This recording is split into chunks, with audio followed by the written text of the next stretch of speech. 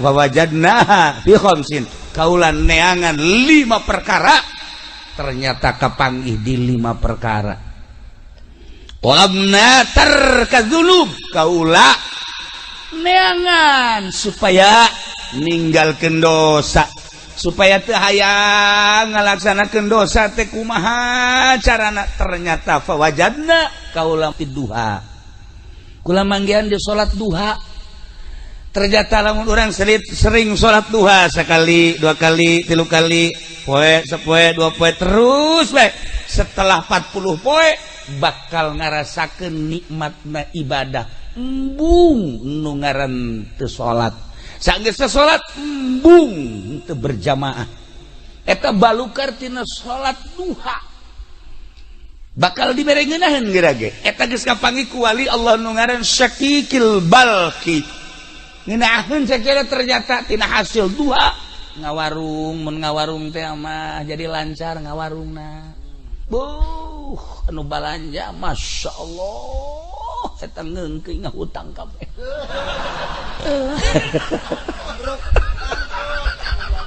Henteu, siapa tuh inget ka bangkrut bae sih. Henteu, lamun tani masyaallah subur tanina. Ieu berkat salat duha. Eta nu kos karatuna mah geus biasa, tapi nu istimewana bakal dibere tarkadzunub, embung urang ngalaksanakeun dosa. Bakal hayang ibadah sebab dibere ngeunaheun duha nomor 1. Nomor kedua, talabna dia al-kubur, kaula neangan supaya caang kuburan teh berbagai cara neangan. Fawajadna, ternyata aku kula kapanggih fi sholatil lail, salat tengah peuting, tahajud. Begitu salat tahajud, Allah kula loba-loba jeung urang raca bangun 2 rakaat bae, 4 besi gering, 2 bae 2, daripada engke gering dibawa ka mantri kunaon saya mabok tahajud. 2 bae. Sholli sunnat tahajjudi raka'ataini lillahi ta'ala. Allah aku syaratna sareh heula. Syaratna sareh heula sanajan sakrajep. Lamun hayang salat penting tapi can sare cenah kiai, witir 11 rakaat. Witir enggeus cenah kiai, ibadah mah biasa, salat hajat. Salat hajat ge enggeus cenah kiai, salat tasbih ngomong doang enggeus ya. Keur dongeng doang, keur dongeng. Enggeus di mana? Nyaho ngaran teh nyaho rupa soal salat tasbih. Nah, mun can sare salat mun geus sare tahajud. Sabaraha rakaat ge tahajud mah sadaekna urang minimal 2 rakaat. Nah, ketika diasupkeun ke jero kubur, masyaallah cak batur ieu kubur teh poek ternyata caang. Nanya Ki Basurudin nanya ke malaikat kok ieu cang amat? Oh ieu tahajud. Masya Allah. Begitu aja pede paeh kan poek. Nyana nanya ke malaikat cenah caang iraha maneh tahajud. Kula sok tahajud cenah ieu penting teh. Wal penting tahajud. Tahajud teh karena Allah apa karena karung? Nah, kajahoan kan. Aya karena-kernaan. Lillahi ta'ala. Masya Allah. Lamun urang tahajudna 2 rakaat tarolah 10 watt. Lamun 4 rakaat tadi 5 watt, kuari 10 watt. Lamun kuari gedep rakaat, wah 20 watt. Masya Allah. Lamun urang bisa 10 rakaat 100 watt.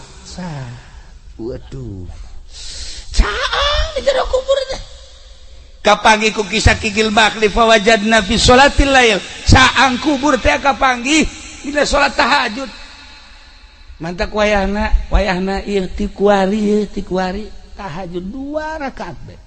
Kukula barang geus dicerita-ceritakeun kieu ya alhamdulillah ngaji pendi tahajud.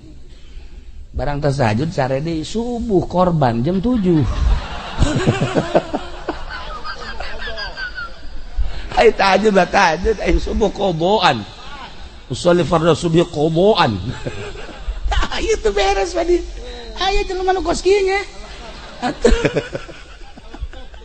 Lah ieu Syakikil Balki jaritakeun fawajadna fi sholatil lail. ya Allah ya Rabb talabna su'ala munkari wa nakir kaula neangan pisalameteun jang pertanyaan malaikat munkar nakir tingali ku kaula pagawean ternyata fawajadnahu fi qiraatil Qur'an kapanggih ku kula horenganan jang ngajawab pertanyaan soal munkar nakir adalah maca Quran. Ya Allah ya Rabb lamun Sidina Abu Bakar Siddiq radhiyallahu anhu nya mah tamat Quran teh berang satamatan penting satamatan hese ngomongkeunana tak kos kitu mah kabelah dieuna nyana salat 2 rakaat tahajud usolli sunat tahajud di rakaatin Allahu akbar rakaat awal di alif lam mim datang ke surat kahfi rakaat kedua di surat kahfi datang ke qul a'udzu birabbin nas masyaallah karim kabelah dieuna sarakaat satamata 2 rakaat satamata kata si kubangun ngukur nanya kumaha macana urang lamun keur sajuz setengah jam benu lambat setengah jam berarti lamun hayang tamat sabaraha jam ngaji cepet atuh diajak kan angel setengah sajuz teh ya 5 nanti gitu ngaranna setengah jam kuari 30 juz cepet sabaraha jam 15 tahun nu bener sih hitung coba bener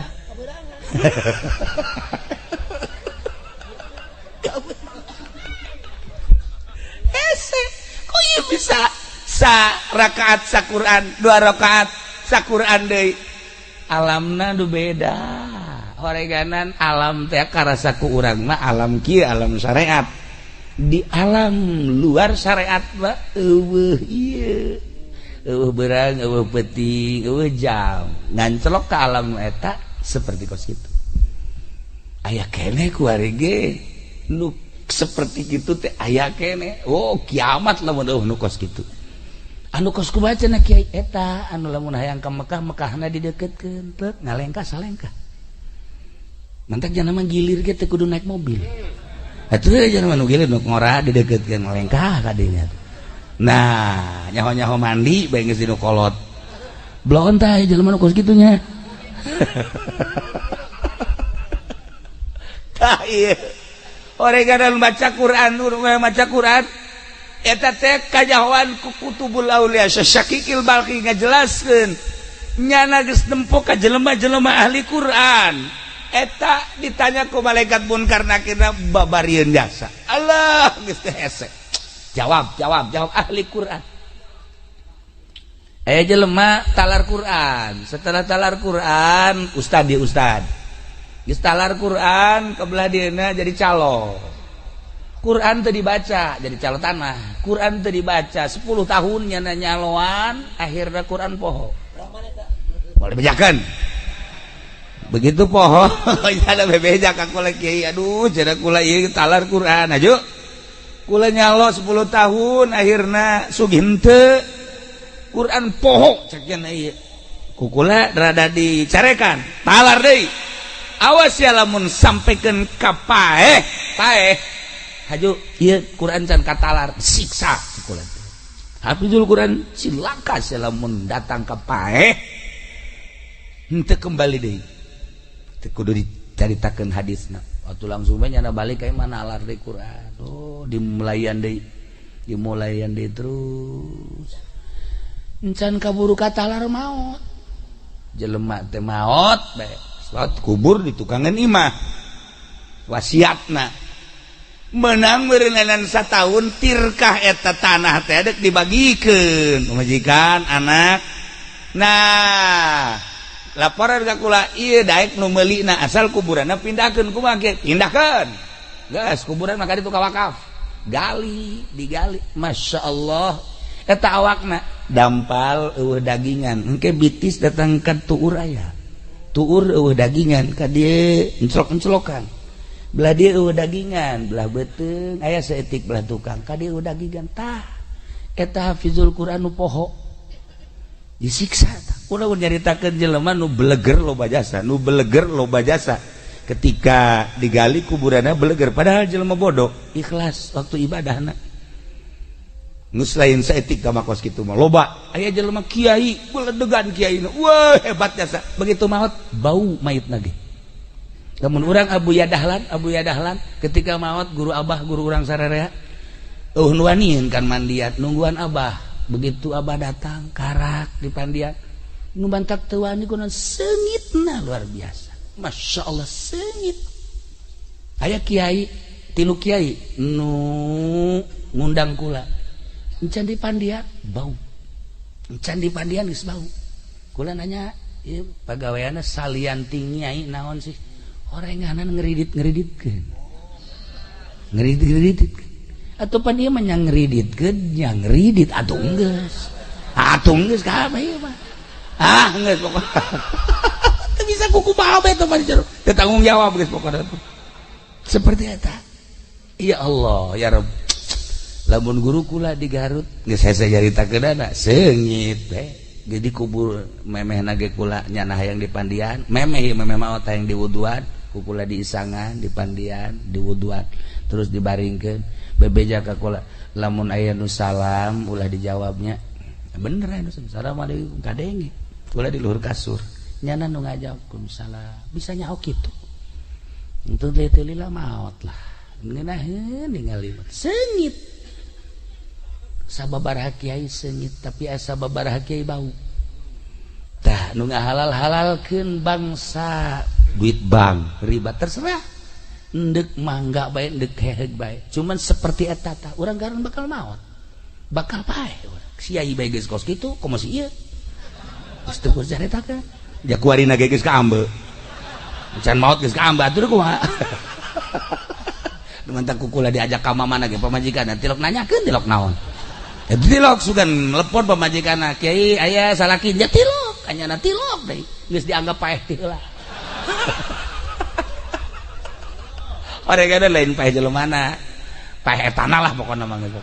Dicak pemajikan, geus manfaat aja. Tah, nomor kahiji, nomor kedua, mantak maca Quran kade. Ibu si kade, aduh cenah geus kaburu teu bisa ja baheula mah teu belajar. Naon bisa kuari? Bisana cenah kulhu Quran keneh, geus baca kulhu saloba-lobana. Ulah kurang ti 200.000. Jadi atakah eta kulhu jelema anu maca kulhu sampikeun ka 200.000 haram awakna ka neraka. Endeu kumaha coba? Cak Kangjeng Nabi eta maca ti kuari kulhu. Qul huwallahu ahad Allahus samad lam yalid wa lam yulad wa lam yakul lahu kufuwan ahad. Deun make batu hiji. Qul huwallahu ahad. 200.000 200 batu. Bisa pakai ngabangun imah eta. Tah.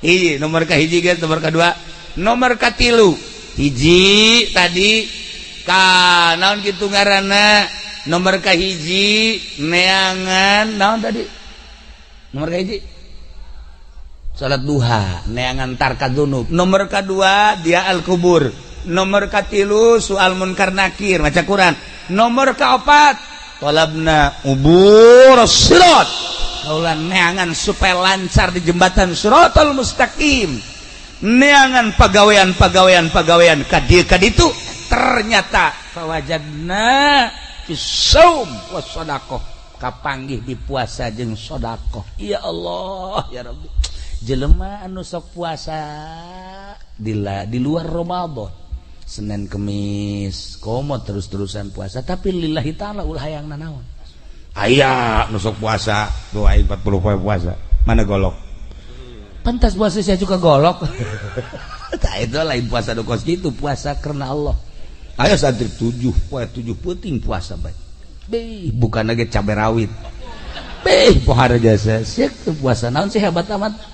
Puasa masan sarwiti aing goblok ceuk. Sarwiti ditanya nyiduhan ka aing. Ayo poterkeun ku aing sia tasbih. Ya Allah, atuh lain puasa kos gitu lain.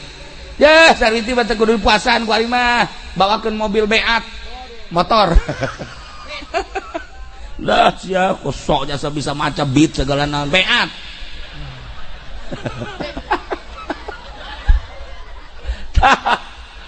Masya Allah. Tapi kadang-kadang aya sih awewe teh dibawakeun mobil ge embung bae. Tapi begitu diputarkeun Izqala Yusuf, be, Masya Allah. Mana Kang Pendi? Emang enak. Ya aduh, abdi rindu cekeun teh. Mana Kang Pendi mana? Cekeun. Jangan keluar pede teh horenganan make bata jeger bae. Sia ngaganggu aing bae. Ya Allah ya Rabbi. Nah, ieu ngajembat di jembatan Shiratal Mustaqim. Kabeh urang bakal ngajembat. Justru ngajembat teh orang ayeuna. Urang kuari keur aya dina jembatan Shiratal Mustaqim. Kuari ngajembatna. Anu kuari sering sedekah. Nu kuari sering puasa eta ngajembat di jembatan Shiratal Mustaqim. Nah, Masya Allah aya anu sakilat kos kilat datang ke surga. Aya anu kos manuk plek plek plek langsung datang. Aya anu kos kuda sak datang ke surga. Aya anu lumpat plek plek plek plek plek. Aya anu lempang, aya anu ngesot tapi tetep bae datang. Aya anu kakarake salengka dua leka gejebur. Iya. Oh. Jalan ke kejebur, bagus dari awal. Aduh, keadaan udah kumaha tuh. Sedekah.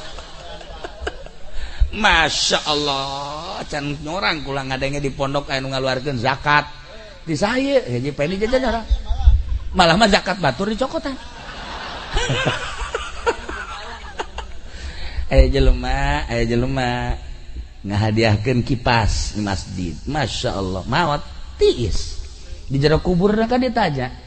Begitu ditanya maca Quran osok ieu tiis daun ieu tiis teh maneh baheula ngajariahkeun kipas di masjid. Masya Allah hanjakal teu AC cekna teh. Aduh nyaho kieu mah da ieu kipas-kipas anu kuari dinikmati di masjid tah kuari maneh nu tiisna. Masya Allah alhamdulillah cek tiis kan sedekah ieu dak jelema ya Allah ya Rabb Mang Haji kula ieu can dahar ti kamari. Ya tah bere tah. Aduh dulur kula ge ieu teh sararusa tah dibere. Tuh batur anu keur sempit hatena kemudian dibere jembar hatena ngenyebrang di jembatan Shiratal Mustaqim na babari. Datang Haji Pendi. Haji kula ti kamari can dahar. Saha? Ye, tu lain dahar sia. Teu kuat coba. Lain dibere di aya deui ka dieu aing dinasehatan ku aing ye aing jelema hirup mah nya sing hadis ya datang ka sia teu dahar berarti kan kudu usaha jelema kan keur lapar dibere nasehat lapar mah bere sangu lain nasehat nya geus kieu bae ya tukang nyekelan batu mana ya ku aing aya sia ku aing sia diwawalkeun sia ku aing. Masya Allah ai jelema butuh dahar bere dahar nasehatna jelema butuh ilmu bere ilmu nasehatna jelema hayang kawin bewe awewe nasehatna. Nah ieu aya jahe kemudian hayang kawin bere lalaki eta ngaranna nasehat siap. Siap atuh saha nu hayangkeun awewe ke model nyana pamajikan geus ngusir. Tah ieu nasehat teh lain ceramah nu asli lama kumaha kebutuhan. Masya Allah karim. Nah ieu uburi sirat kapanggih ku kisah kikil barki ternyata dua hiji puasa nomor kedua sedekah.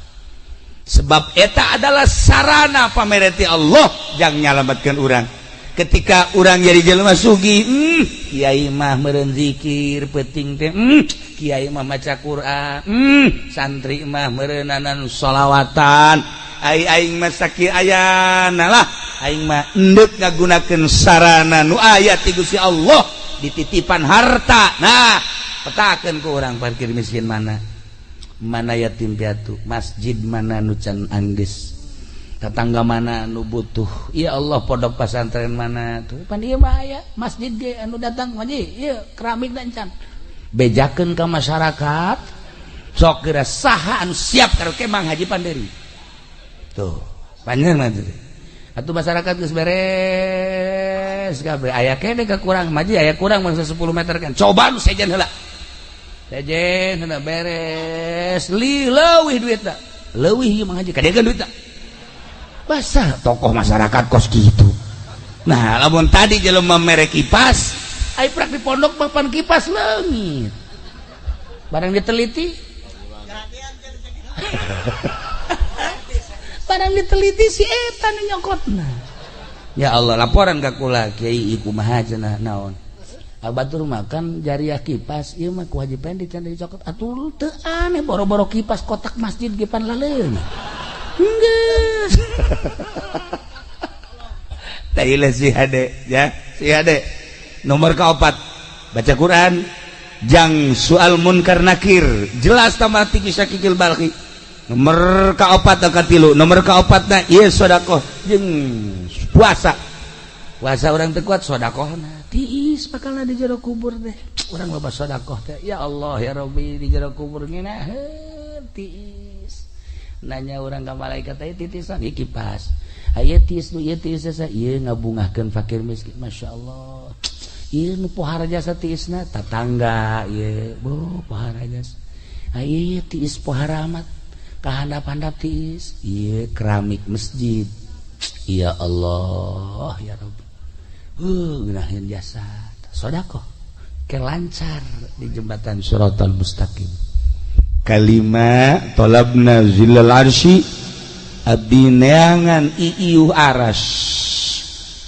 ke di akhirat urang kepan dikumpulkeun di mahsyar kiamat ba'ats udang ti kubur berangkat kabeh ka mahsyar panon-pengan sadepa sakieu deuk kumaha sakieu langit kaopat panas pahar engke mangan sakieu satangtung panas aya nu kesang teh liput aya nu kesang datang ka mata nu kesang datang ka irung nu kesang datang ka sungut nu kesang datang tergantung kumaha amal-amalna masing-masing panas tah engke aya anu seuseurean we batur mah kapanasan nya mah kieu malah meneangan rokok di Samsu aya rokok we sakieu sia nayakeun rokok di akhirat pabrik geus areueuh emang aya naon tenang batur kapanasan ku ieu teu cak sapanas kan teh cek tenang ya Allah ya Rabbi ku geunaheun horeng kapanggih ka iuhan zilul arsy teh ku kisah kikil balhi kapanggih ku anjeunna talabna zillal arsy abdi neangan iiuh aras jang ngiuhan jaga di mahsyar ternyata fawajadna kukula kapanggih iiuh tersebut horenganan tina zuhud tina ulah pati resep kana dunia tah ieu mah hese jasa ieu mah boro-boro pangkat dolein kiai-kiai ge resep dasa kana dunia waharat nah ieu terakhir supaya direnungkeun ku urang ulah pati resep teuing boga mah pamere Allah hese ditahan jeung ditolak tetapi ta'alluqna hate terhadap dunia ieu nu kudu diarahan nu mantak jadi kiai tapi ieu ngaleungit-ngaleungitkeun resepna nu hese ge masyaallah mantak kula geus sababaraha kali ngomong ge kula geus teu dibere teu resep ye ngaji kieu teh dibere teh lillahi taala nu sababaraha urang ulah